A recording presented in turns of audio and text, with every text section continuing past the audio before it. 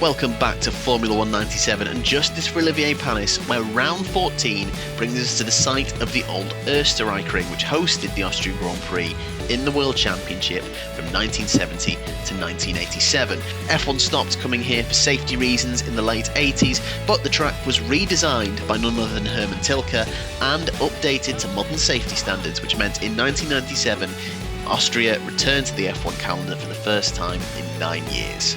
And the track was no longer known as the Österreichring, but the A1 Ring. Now this is your last warning if you want to get involved with Racing di Milano's qualifying charity challenge. So basically, if you have this game, jump in a Prost at either Monaco or France. For every half a second you can beat my qualifying time, Racing di Milano will donate €1. You have to get your entries in by the next round, which is the Luxembourg Grand Prix, not Europe, as I said last time incorrectly, the Luxembourg Grand Prix at the Nürburgring. As soon as that video goes live, you can no longer enter. And speaking of other charity predictions, a few came true last time that I don't think people were expecting, thanks to Damon Hill's brilliant drive. Led a large part of the race, finished second overall, and has now managed to score more points in our playthrough of the season than he did in real life. I still feel bad I had to take the win off him, but, you know, we are more important, unfortunately, Damon. I'm sorry.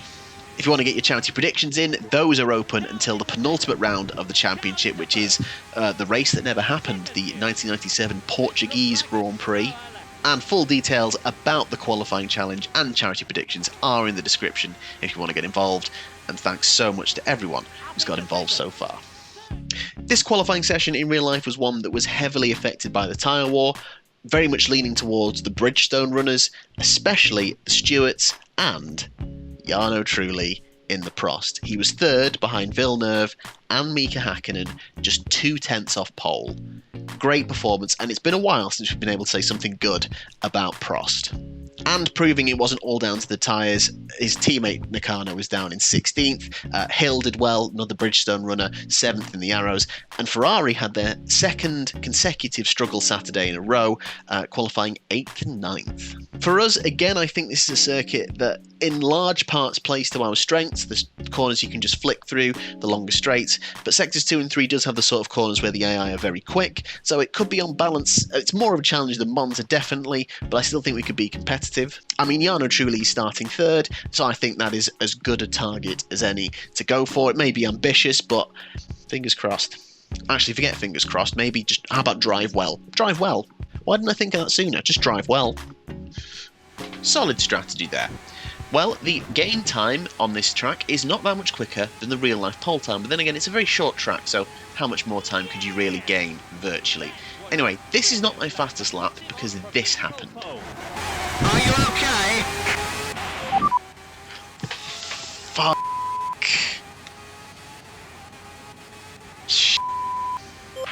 Yes, lap 3 of the session and engine problems, which means I had to go into the pits and essentially sacrifice 2 of my laps. So reduce running and qualifying, gotta make these next laps count.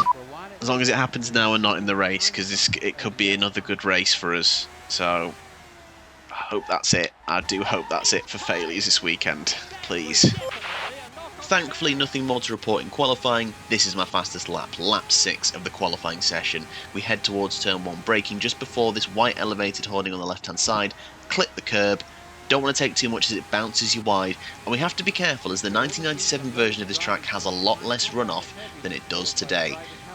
Pass through turn 2, and it's just this gentle left-hander before turn 3, again braking before the last elevated hoarding, clip the inside, and a little bit of exit curb as well, and on the throttle as soon as possible. A very good first sector, only 1/10 down. Down the back straight, heading towards turn 4, you want to brake just after the Fuji bridge. It's very easy to overshoot it because it's downhill, but that was a very nice tight line through there. Turn 6 used to be called Power Horse, something that the modern Ferrari often isn't. Little accidental look back as we go through the corner, and towards turn 7, which used to be called Niki Lauda. Fun fact, that's now actually turn 1 on the circuit. Nice and tight through there, and we head towards the penultimate turn, which is also named after a driver, Jochen Rindt. So, heading through, we don't want to take too much speed through, easy to run wide into the gravel, dab of the brake before clipping the apex of the final turner. Corner. Turn and corner. We crossed the line, 2/10 faster than the real pole time, half a second down on the current target set by Villeneuve. Not a bad one, It was the best one I managed in the session. Oh, that might be it. That might be it. And it was. Pushed as hard as I could. I think low 110s was the absolute best I could do. Here's the starting grid. Schumacher on pole with a 9.2. Villeneuve on 2, just 0.02 of a second behind. Irvine, Frentzen, Panis. So I'll take fifth at 10.1. I definitely feel like I could play that again, get a 10.1, but easily be anywhere between like second and ninth. I feel like the top sort of group do move quite a bit in terms of what they can do. But fifth isn't so bad. Frentzen just ahead of us. That's positive. So, in the real-life Austrian Grand Prix, Villeneuve got a terrible start, and Häkkinen and Trulli got great ones. Häkkinen pretty much led almost instantly. Trulli took Villeneuve up the inside into turn 1. Villeneuve spent most of the first phase of the race fighting Barrichello and the Stewart rather than looking forward. At the end of lap 1, Häkkinen's engine blew up and he retired from the lead. The Mercedes engine at that point was doing that a lot.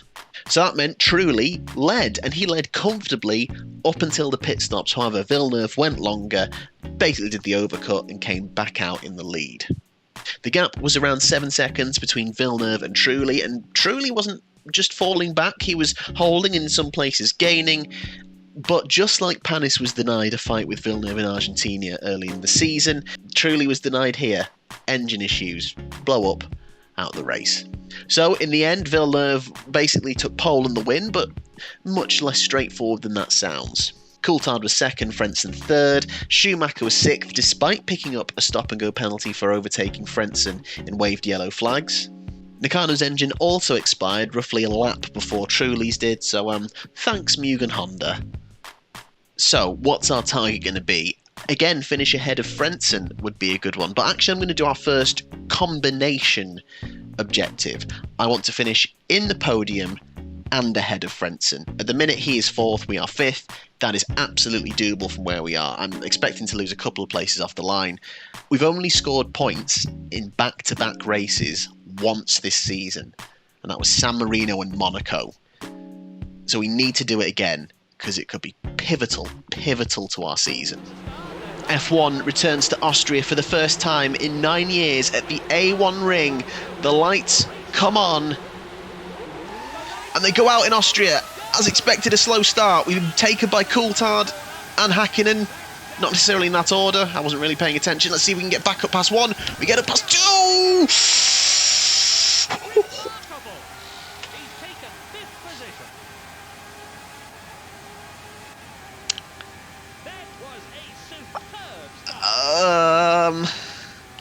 I don't know who to blame for that. Did I just barge a McLaren off the road? I feel like I did. I can't think about it now, though. I've got to get after this top pack, because that's where Frentzen is.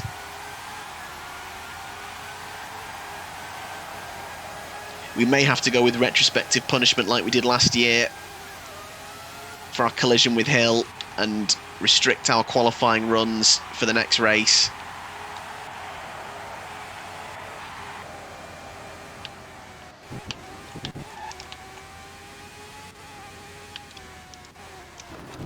Oh dear, and that's awful. And that's where I should be gaining the time, and instead they're gaining on me. Frentzen's next up the road. I've got wide into turn 1. I need to find this rhythm. I need to find this rhythm, because we can catch them.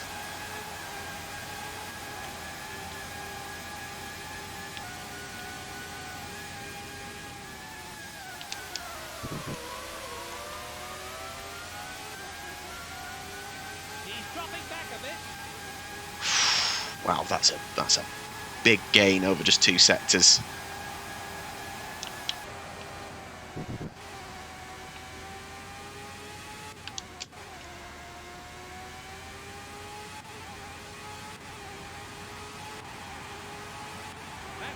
So 4 tenths in the final sector, that's good.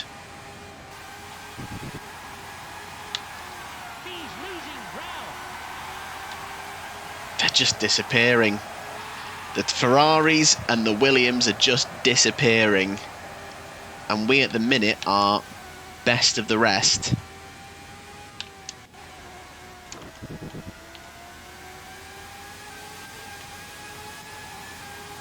But driving very scrappily. I'm not driving at my best at the minute. I think that turn 1 incident's in my head. And I've got this McLaren buzzing all over me.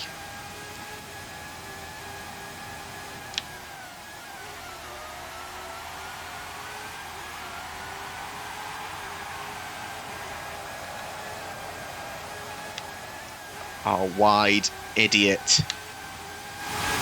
Something must be wrong. He's dropping back. Yeah, it's the driver.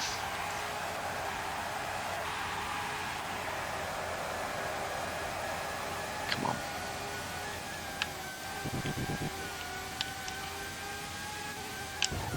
Oh, you see, now I'm not taking that because I was absolutely up the inside, had every right to be there and was turned in on. So I'm taking that one. I absolutely deserve that place. Or at least deserve the space to fight for the place. Olivier Panis in 6th place. David Coulthard. He's pumping in some really good lap times now. Oh, come on, get your head into it.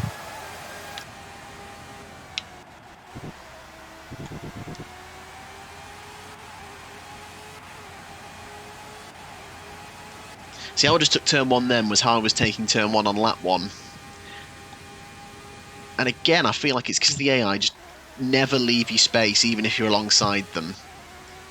So it probably, I'm hoping when I watch it back, it looked more reckless. So it looked less reckless than it felt. I felt like I was entitled to be there. Then again, maybe I'll watch it back and decide, oh, maybe not. And this is where I want your help.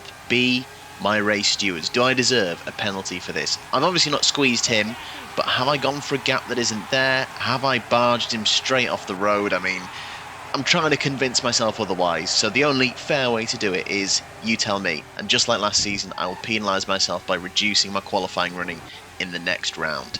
Let me know your thoughts.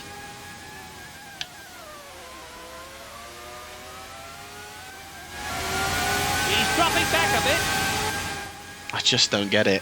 I just don't get it.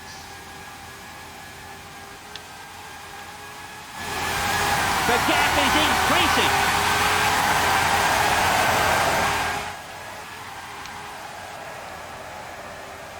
Again, this McLaren flying around the back of me.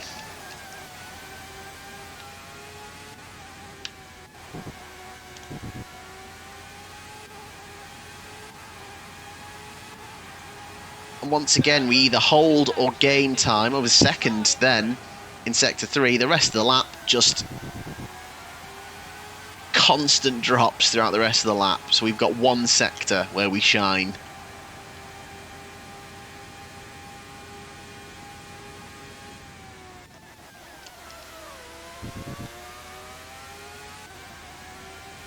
The gap is growing. And that felt really together, those two corners. And he's just pulling away.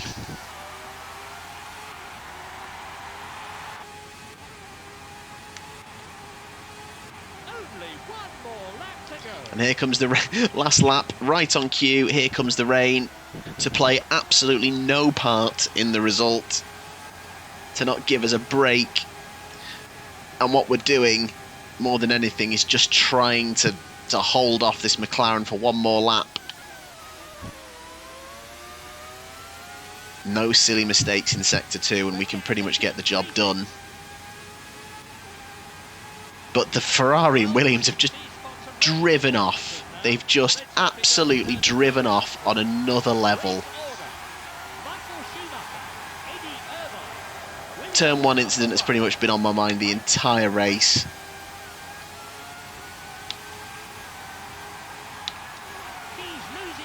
And it should be a positive that for only the second time this season we have managed back-to-back points. It's important to keep consistently scoring. And yes, Frentzen is only going to gain 1 point, but when you're fifth, when we had pace, you felt like you could work your way up to maybe a podium. Williams, number 1. But no. We hang on for McLaren just, and Ron Dennis is probably going to be hunting me down as we speak. What is it about this game that I can't do, especially on race day? Just not got the race consistency at all.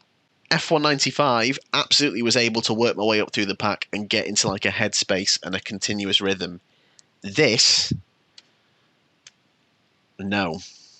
So, Michael Schumacher wins from Eddie Irvine. A Ferrari 1-2 at the most important time, but damage limitation for Williams because they come home 3 and 4. Villeneuve from Frentzen. We are 5th. David Coulthard is 6th, which means Mika Hakkinen is unhappy with me. Schumacher basically dropping in qualifying laps. A 1 minute 9.2. So just qualifying lap after qualifying lap from them. Damn.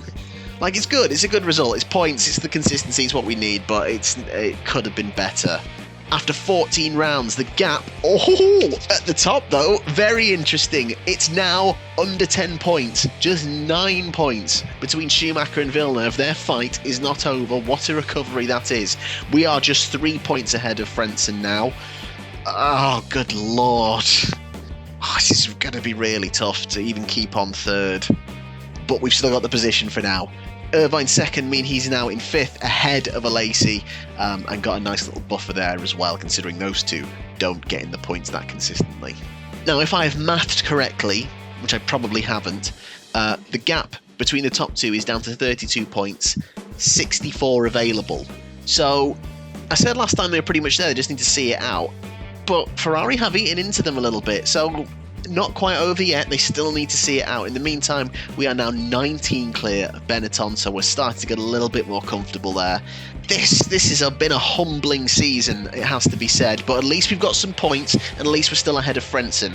On to an unknown quantity. I really don't know how we're going to do here.